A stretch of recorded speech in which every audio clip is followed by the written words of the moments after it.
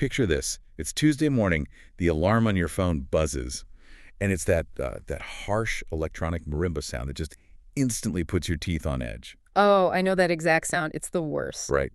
So you open your eyes, and the very first thing you see is the familiar shadow cast by your ceiling fan blades, just rotating on the ceiling like this slow, taunting metronome. And right there, I mean, before your feet even touch the cold floor, you feel it. The knot. Yes, exactly. Mhm. There's this heavy, leaden knot sitting right at the bottom of your stomach. It's a very specific, almost, physical kind of gravity, isn't it? The weight of just another day where the needle simply isn't moving. I mean, you can literally feel the inertia in your actual muscle. Yeah, you push through, right? You get out of bed, you walk into the bathroom, you look yourself square in the eyes in the mirror, and you repeat your positive affirmations. You actually say the words out loud. You're trying so hard. You really are. You tell yourself you are opening up to a new career, or, you're inviting a healthier relationship into your life. You are doing absolutely everything, quote unquote, right. You're reading the psychology materials, practicing mindfulness, trying so incredibly hard to think positively and hold the vision.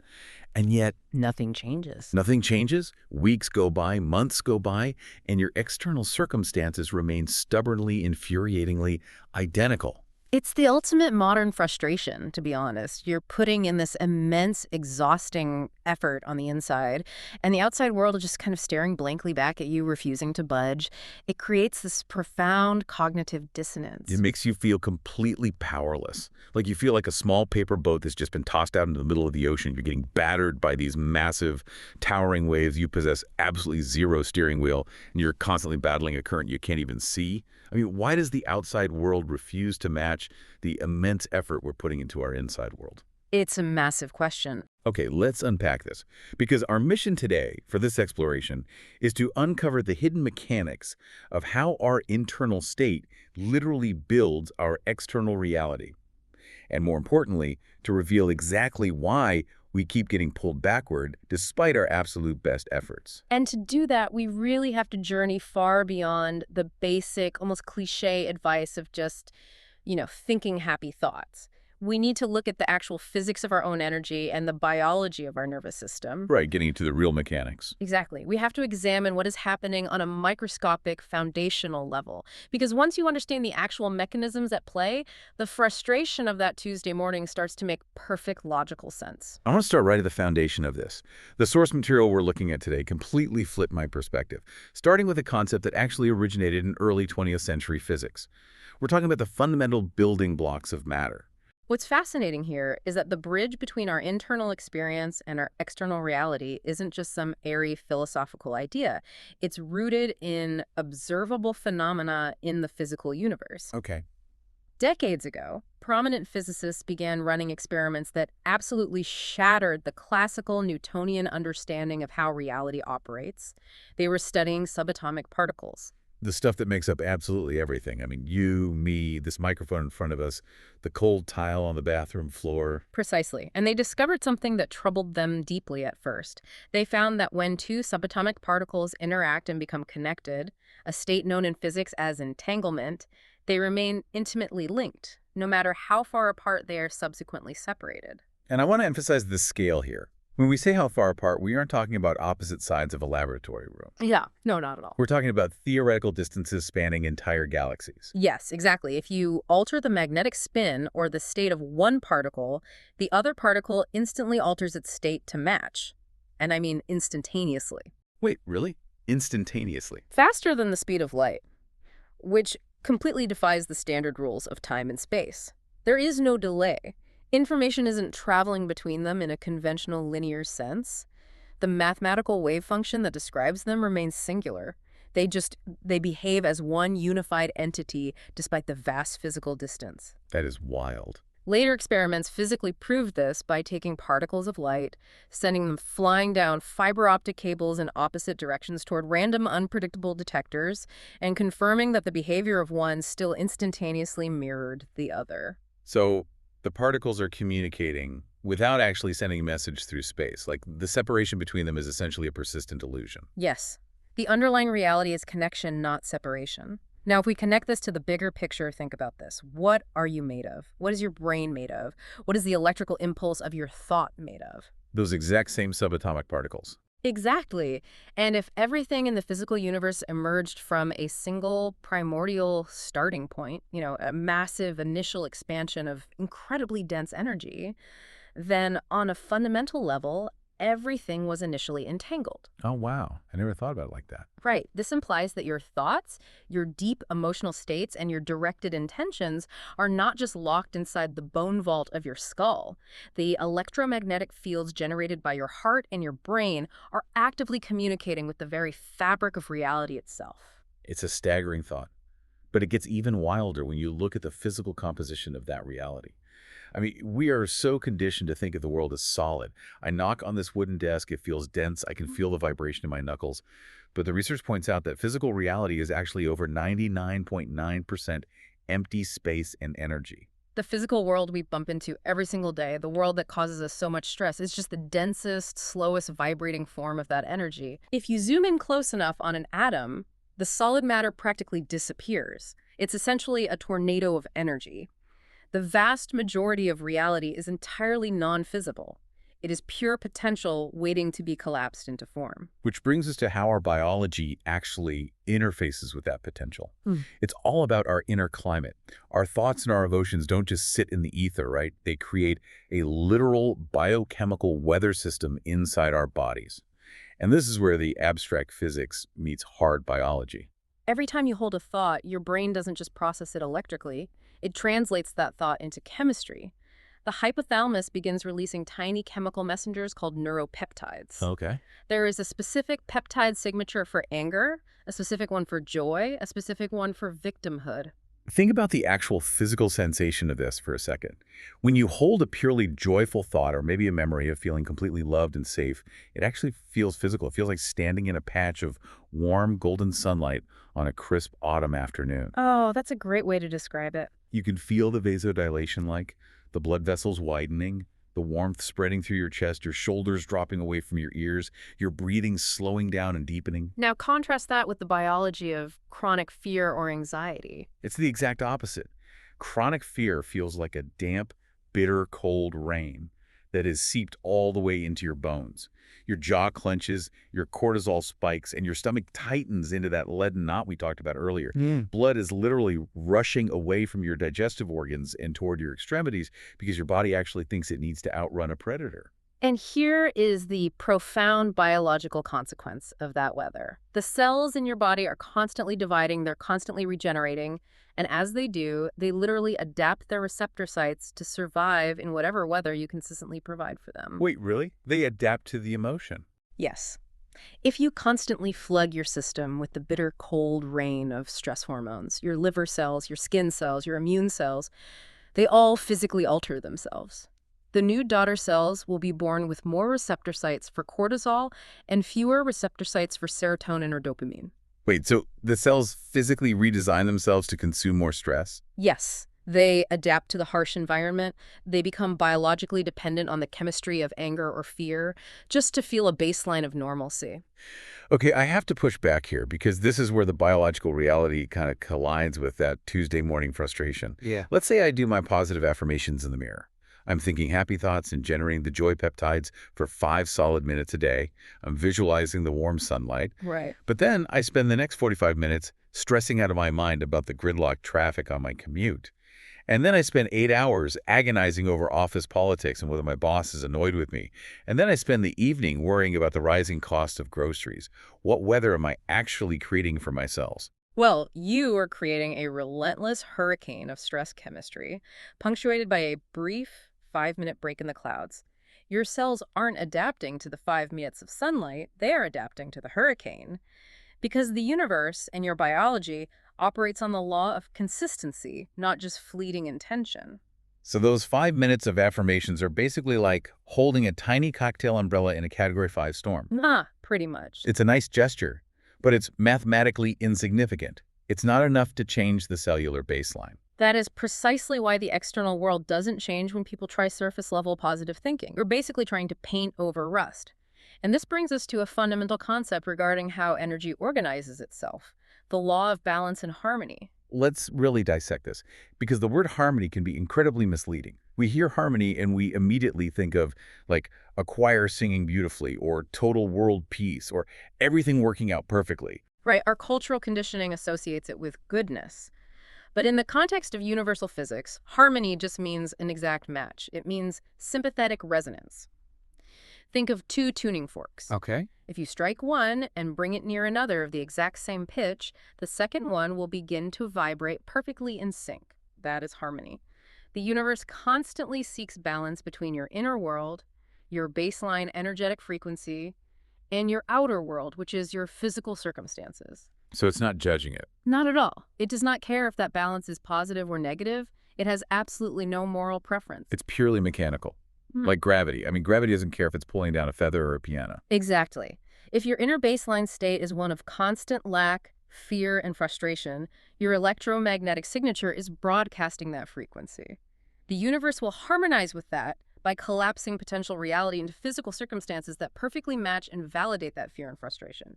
You are in balance. A destructive, painful balance, but a balance nonetheless. But if I actually manage to change my inner climate, if I somehow manage to cultivate that warm sunlight on a consistent basis, fundamentally altering my peptide addiction, despite what's happening outside. Then you force the system out of balance. Your inner state no longer matches your outer reality. You are vibrating at a different pitch than the room you are standing in. And because physics abhors an imbalance, one of two things must happen. Either you get exhausted, drop your positive state, and fall back down to match your negative physical circumstances. Which, let's be honest, is the default human experience. It's the path of least resistance. Yes, it absolutely is. Or, if you maintain that new inner climate, the physical world must eventually shift to match it. The external circumstances must elevate and reorganize to match the internal frequency. Constructive interference takes over. Eventually feels like the operative word there. Because it's not instant. When you change your mind, a bag of money doesn't magically drop through the ceiling fan. And thank goodness it doesn't. If reality reacted instantaneously to every passing human thought, our world would be pure, unadulterated chaos given how wildly our minds fluctuate. Oh, for sure. Physical matter is dense. It is the slowest vibrating form of energy. Therefore, shifting it requires what researchers call concentrated particle flow in a singular direction for a sustained period. The delay factor. Yes. The material specifically notes that it takes roughly 6 to 8 weeks of maintaining a new inner state, of holding that concentrated energetic flow for dramatic physical shifts to begin occurring in your environment. You have to be holding that new frequency for the majority of your waking hours, not just 5 minutes a day in the bathroom mirror. 6 to 8 weeks of ignoring the current physical reality and staying faithful to the inner weather, that is a massive neurological challenge. I mean, it requires you to essentially stop reacting to what is right in front of your face. It does, and this perfectly sets up a highly relatable behavioral analogy regarding how we typically act when faced with reality. Imagine that life is an infinite buffet. Okay, picture this massive, never-ending buffet line. It stretches out past the horizon. Every possible human experience, every circumstance, every emotion is sitting there in a silver chafing dish, waiting to be consumed. And most people are standing entirely still, furiously chewing on a dish they find absolutely disgusting. Think about the actual sensory experience of that. Imagine putting a fork full of food into your mouth that has this sharp, bitter, sour taste. It coats your tongue, it makes your jaw clench, it has that metallic tang of food, it's gone completely off. You hate it. It makes you miserable. And yet you swallow it, complain about the aftertaste, and immediately put your fork back into the dish for another bite. That bitter dish represents your current negative circumstances. It is the job that drains your life force, the bank balance that keeps you up at night, the relationship that feels like walking on eggshells. Right. And instead of simply putting the plate down and walking further down the buffet line to choose a fresh, appealing, nourishing dish, people just stand there eating the rotten food and screaming at the chef. Now, I have to stop here and challenge this metaphor because I can hear the listener pushing back. If someone is born into systemic poverty, or they're dealing with a severe structural injustice, telling them that their reality is just a bitter meal they are choosing to eat, feels a bit reductive. It sounds like we are ignoring the reality of external structures and blaming the individual. That is a crucial distinction to make, absolutely. The physics of energy doesn't deny that systemic structures exist. Those structures are massive collective manifestations of density. The buffet analogy isn't saying you consciously asked for systemic hardship. Okay, that makes sense. What it is illustrating is your locus of control in response to it. Screaming at the chef represents focusing all of your conscious energy, all of your emotional bandwidth on the unfairness of the existing structure. The chef is just the mechanical law of the universe. If you stand in front of the dish of poverty and output the frequency of rage and helplessness about it, the mechanics of the universe simply mirror that frequency back. You remain entangled with the very thing you hate. So it's really about where you are placing your attention. Complaining is the glue that keeps you stuck to your current reality. When you complain about the bitter food, your brain is releasing the chemistry of bitterness. You are generating concentrated flow toward the very thing you despise. Exactly. You are feeding the structure with your own life force. So what does this all mean? It means you have to make a choice about your internal focus. You cannot wander aimlessly around this infinite buffet, taking a bite of fear, a bite of hope, a bite of anger, a bite of joy. It cancels out the momentum. The mechanics are incredibly clear. You must establish a singular, focused aim. You have to actively walk over to the dish you want and commit your internal attention to it, regardless of what is currently on your plate. If you are constantly changing your mind, saying, I want this direction, no, wait, I want that direction, your energetic output is a scattered mess. You will never achieve that 6 to 8 weeks of concentrated flow needed to move dense physical matter. You have to choose your meal and savor it internally before it can manifest externally. All right, but let's be intensely honest about the human experience for a second. If it really is as simple as just choosing a new dish and focusing our attention, why is it so incredibly, paralyzingly hard to stay positive for those 6 to 8 weeks? Why do we almost always slip back? Why do we start out with such great intentions on Monday, and by Thursday afternoon, we are back to screaming at the chef? That is the pivotal question of human development. If we are supposed to naturally resonate with joy and abundance, why do we sink into despair so easily? And this brings us to the concept of energetic anchors, which is perhaps the most critical biological and psychological part of this entire discussion. The shifting tone here is really necessary because we aren't just dealing with conscious willpower. Willpower lives in the prefrontal cortex. It tires out quickly. There is something much deeper down in our autonomic nervous system pulling us under. Imagine for a moment that you are completely suspended in a very deep, vast body of water. Okay, I'm visualizing the deep blue. Now, the surface of the water is bathed in warm sunlight. Up there at the surface is where joy, gratitude, peace, and abundance exist. And because your true fundamental energetic nature is light and syntropic, you should naturally, effortlessly float right up to that sunlit surface. You shouldn't even have to swim. Buoyancy should just carry you upward. But I'm not floating. You aren't floating because you have heavy, rusted iron weights chained tightly to your ankles. These weights are unresolved, deep-seated emotional traumas.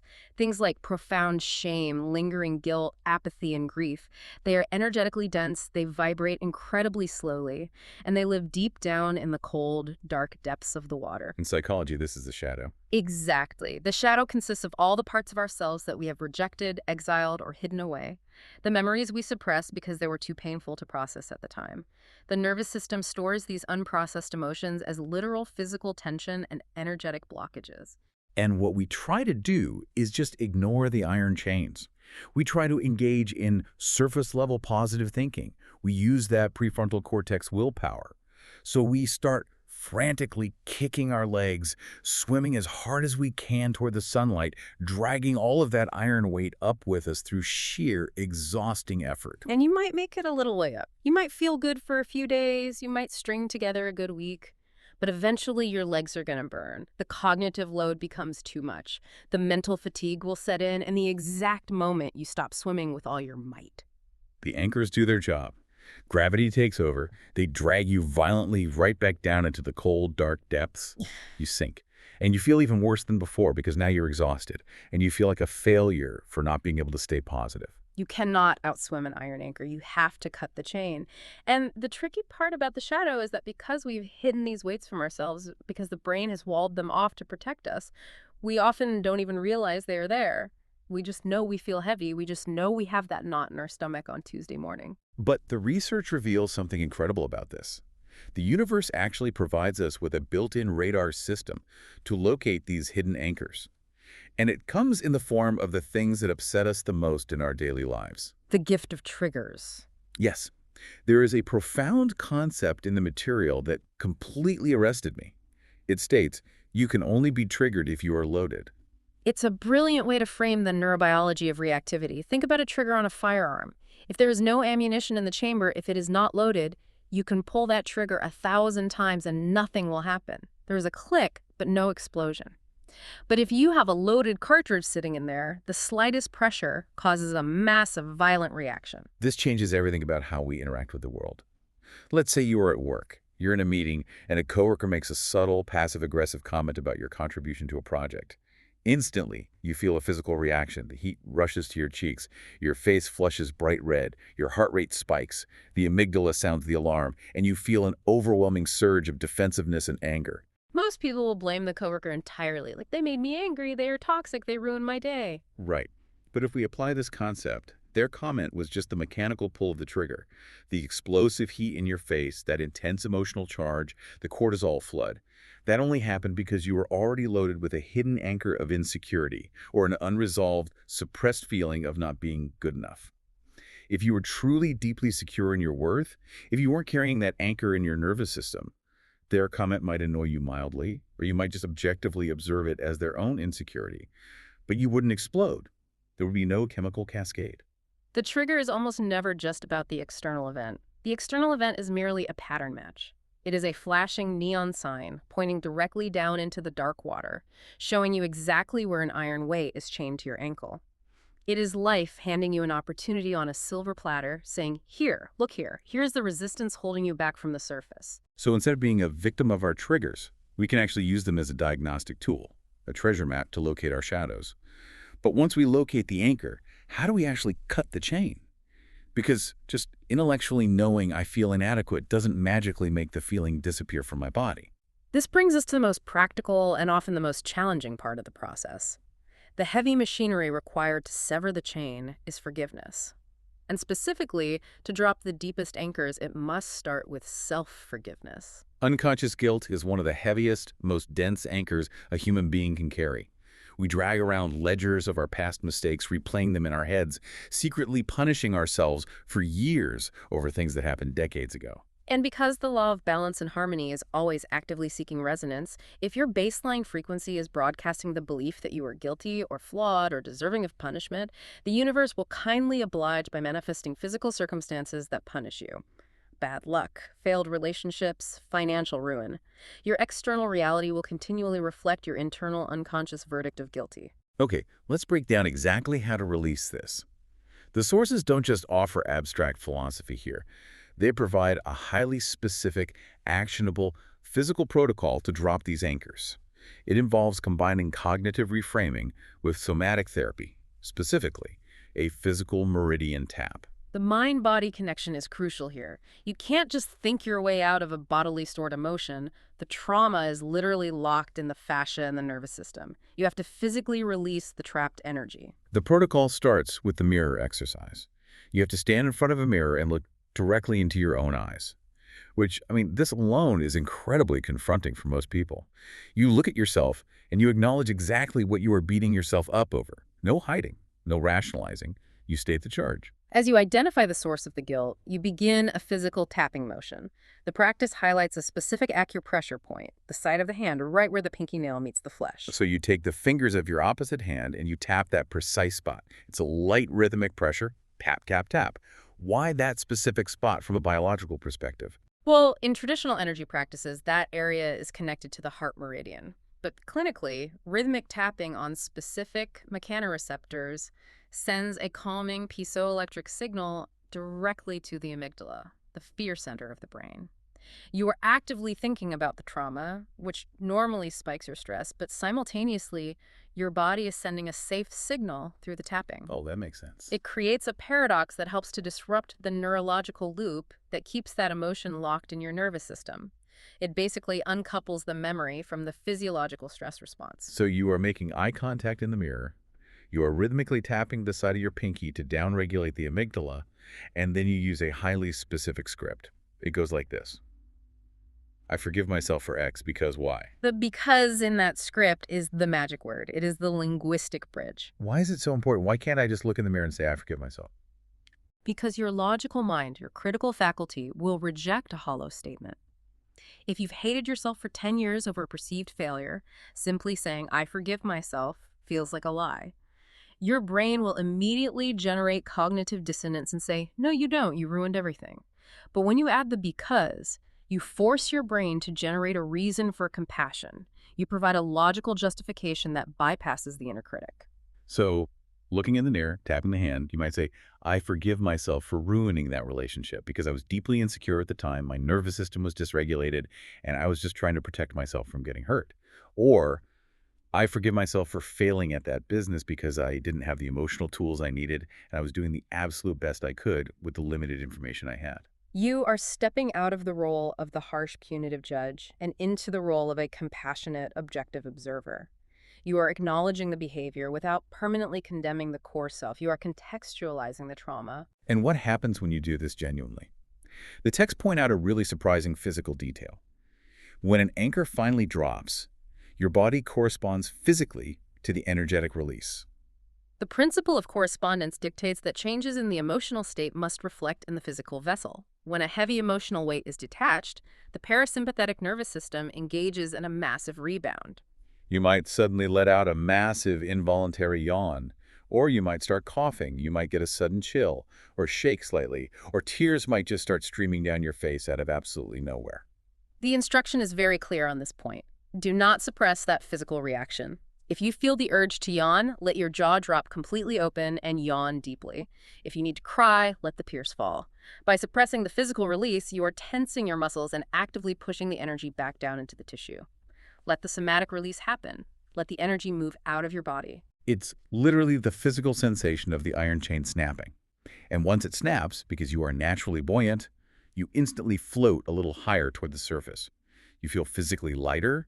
Your posture probably even changes. You reclaim all the metabolic and emotional energy that you were previously spending unconsciously just trying to drag that weight around. It is an immediate, measurable upgrade to your inner climate. Here's where it gets really interesting, though. Uh-huh. Okay, we've stood in front of the mirror, we've tapped our hand, we've cried a little, we've utilized the biology of forgiveness to drop some old rusted weights. But life is still happening. The external world is still chaotic. What happens when I leave the house, merge onto the highway, and someone violently cuts me off in traffic? How do I not immediately pick up a brand new heavy anchor of rage and start the cycle all over again? Dropping old anchors is only half the battle. Preventing the accumulation of new ones is how you maintain your altitude in the water.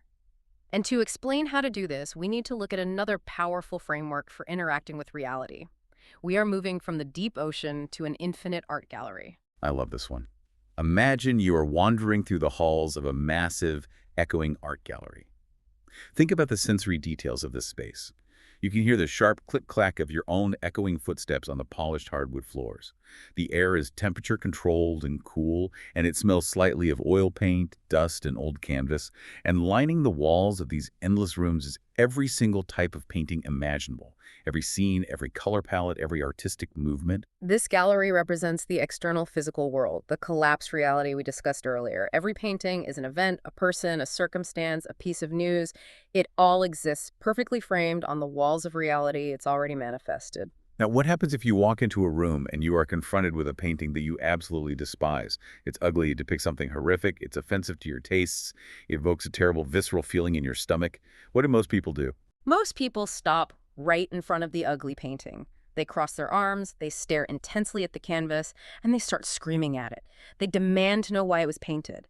They yell for the gallery curator to come and rip it down, censor it, or set it on fire. Which is completely absurd when you picture it literally happening in a gallery. You can't destroy the art. You can't force the external world to simply vanish retroactively because it offends your current sensibilities. But that is exactly what we do when we sit in traffic raging at the car that cut us off, or when we obsessively read awful news stories and complain about the state of the world. We are standing perfectly still, screaming at the canvas. And if we apply the physics we talked about earlier, by screaming at it, we are giving it our full, undivided emotional attention. We are matching its frequency. Which is the equivalent of feeding it. Remember, where attention goes, neural pathways grow, and energetic flow follows. If you are deeply emotionally reactive to an ugly circumstance, you are forming an energetic entanglement with it. You are experiencing constructive interference with a negative frequency. You are attaching a new, heavy anchor to your ankle. So what is the alternative? The core mantra provided for navigating the art gallery of life is choose, don't change. It is the ultimate shift from being unconsciously reactive to being consciously responsive. You cannot force the existing artwork to change. The car has already cut you off. The rude comment has already been spoken. The painting is on the wall. But you are not glued to the floor. Your reticular activating system, the filter in your brain, can be redirected. You simply turn your body, pivot on your heel, and walk out of that room. You stroll down the echoing hardwood hallway until you find a room filled with art that you actually enjoy looking at. You withdraw your emotional attention from the negative event. You starve it of your energetic voltage. And you actively place your focus on a circumstance, a thought, or an outcome that aligns with your preferred inner climate. By doing this, you reclaim your energy entirely. You stop wasting your internal voltage trying to force the physical world to bend to your immediate will, which is exhausting and impossible. Instead, you change your own frequency, you change your own biology, knowing that the physical world will eventually have to arrange itself to match your new room in the gallery. It sounds simple, but in practice, it is a profound exercise of free will. It requires observing your own mind and catching yourself in the split-second moment of reactivity before the amygdala hijack takes over. Right, and we have to acknowledge that doing this perfectly is impossible. The research is very realistic about the messy human experience. They reference a renowned scale of consciousness, a way of measuring the frequency and biological syntropy of human emotion. Yes, this scale maps out human states of being. At the bottom, below a crucial threshold, you find states characterized by high entropy, meaning breakdown, chaos, and cellular decay. These are the dense anchors: shame, guilt, apathy, grief, fear, and anger. When you operate predominantly from these states, your life force literally breaks down. Your immune system compromises.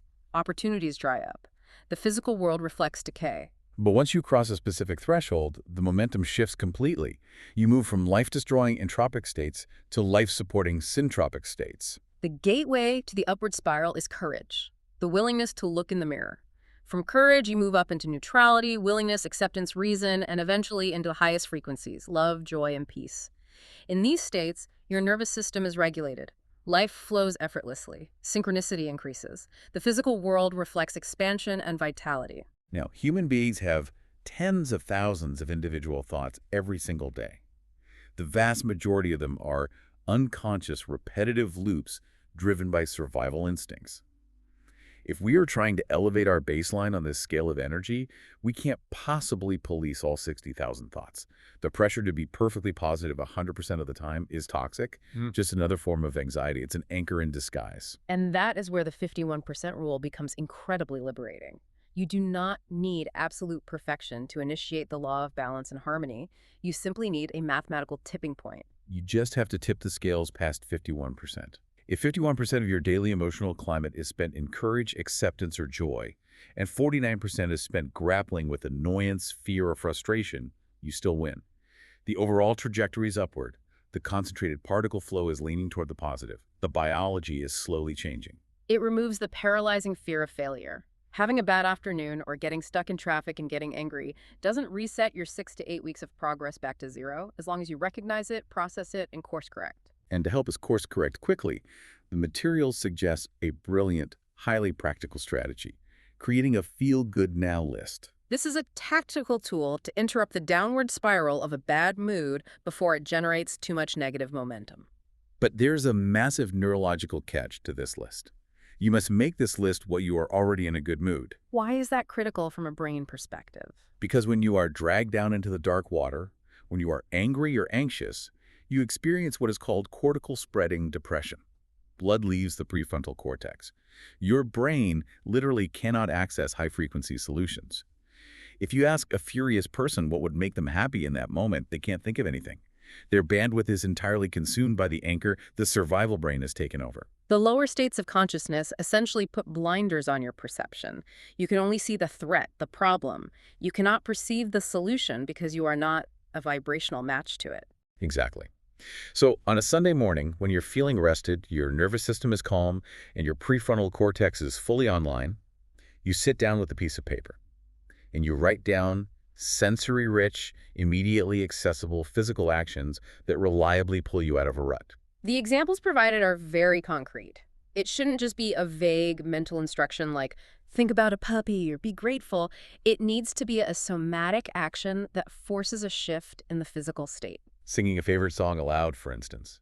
Actually pushing the air through your vocal cords, feeling the vibration in your chest, hearing the melody, or feeling the physical rhythm of a dance, even if it's just moving around your kitchen for 2 minutes. Because music and rhythmic movement bypass the logical, ruminating brain and directly alter the nervous system, they stimulate the vagus nerve, they force a physiological shift out of fight or flight. Another fascinating example they suggest is intense thermal exposure, like a cold plunge, or turning the dial to a blast of freezing water at the very end of your shower. Think about the intense, breath-catching shock of stepping into freezing water, the sudden gasp, the way your skin tightens and your heart rate spikes momentarily. In that specific microsecond, it is biologically impossible to worry about your taxes, your ex, or what your coworker said. Your entire nervous system snaps violently into the absolute present moment to manage the physical shock. It acts as a hard reset for the energetic state.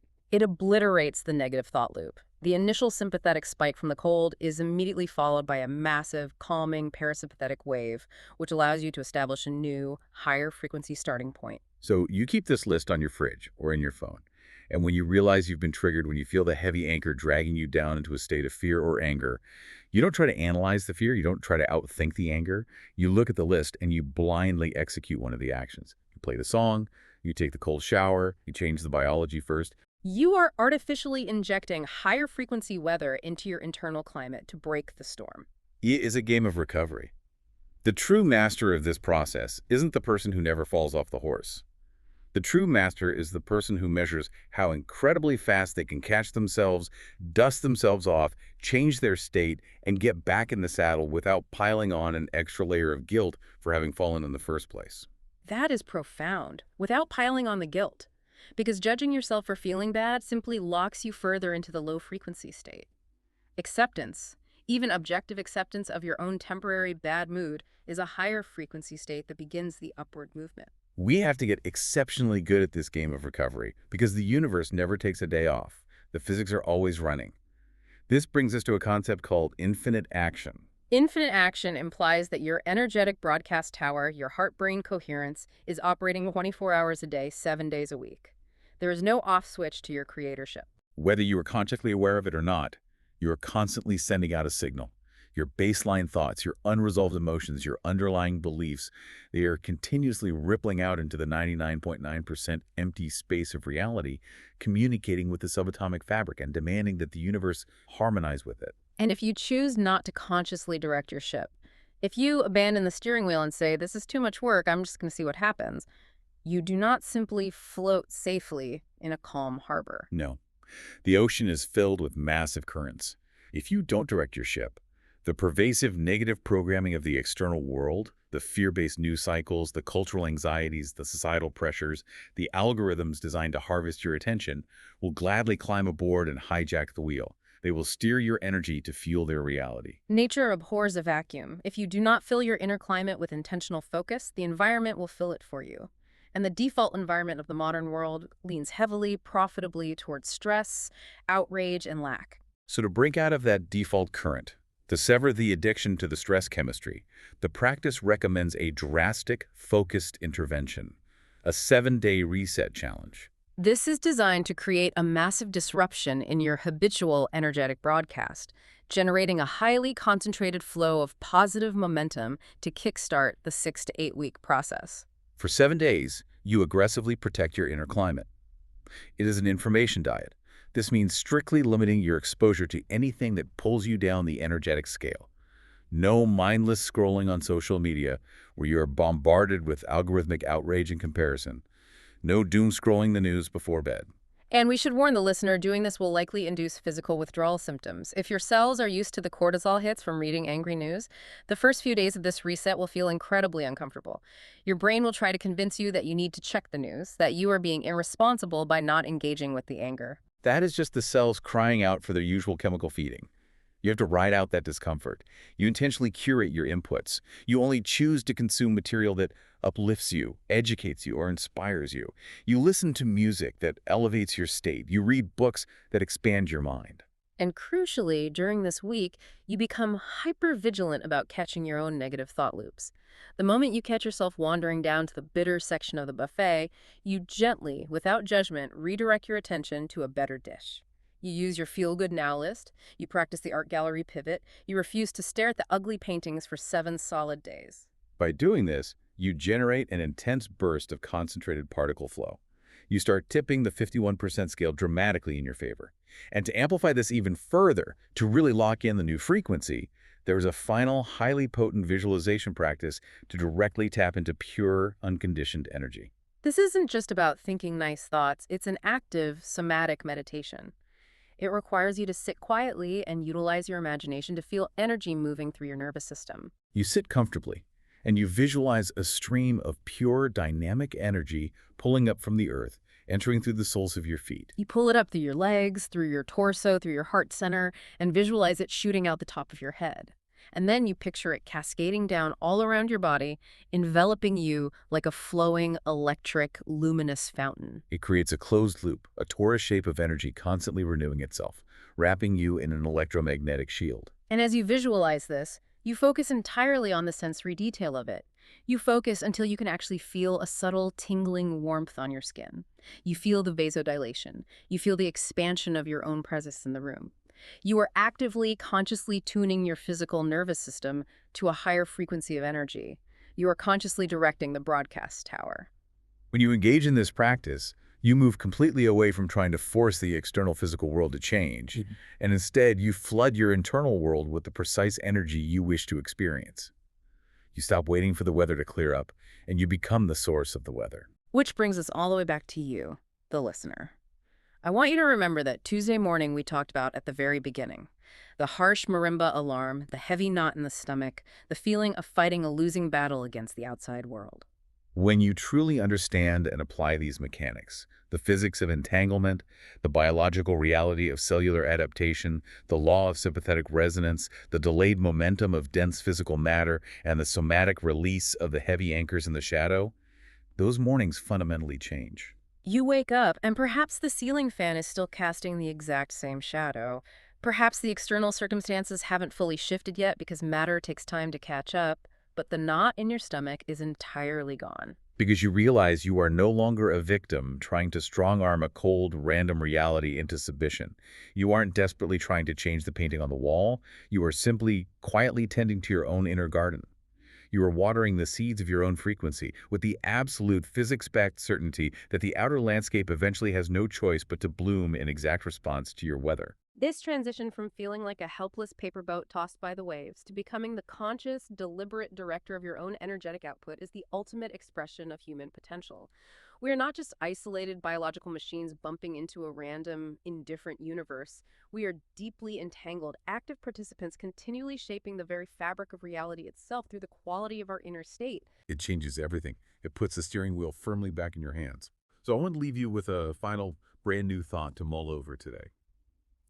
We've talked extensively about your individual broadcast tower, your own personal weather system. But think about the macro scale.